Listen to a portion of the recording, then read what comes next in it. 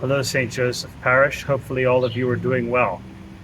I'm out here in our parish's very beautiful courtyard next to St. Francis.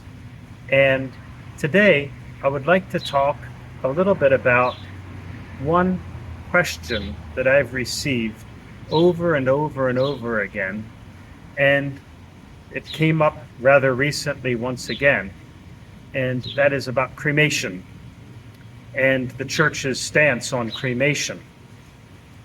And I think it's important to note because about 50% of our funerals are cremated remains. The church does allow cremated remains and for cremation. However, the church still does prefer that bodies are present for the funeral mass, then cremation to take place after the mass. Now, why is that to be?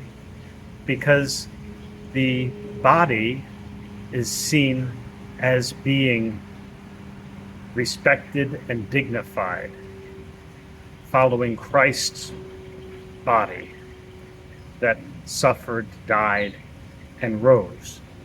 That being said, the church does allow for cremated remains to be at the Mass, if that's not possible. And oftentimes situations occur that you can't necessarily cremate the remains after the funeral.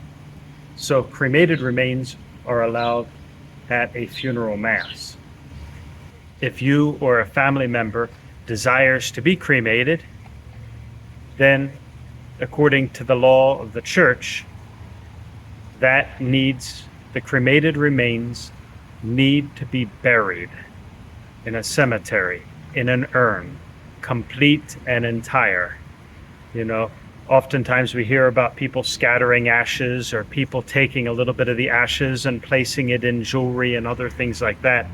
That cannot occur according to the law of the church, because it goes to the dignity of the body, that it is to be kept whole and entire and buried. And oftentimes, you also may hear of people wanting to keep the cremated remains at home with them.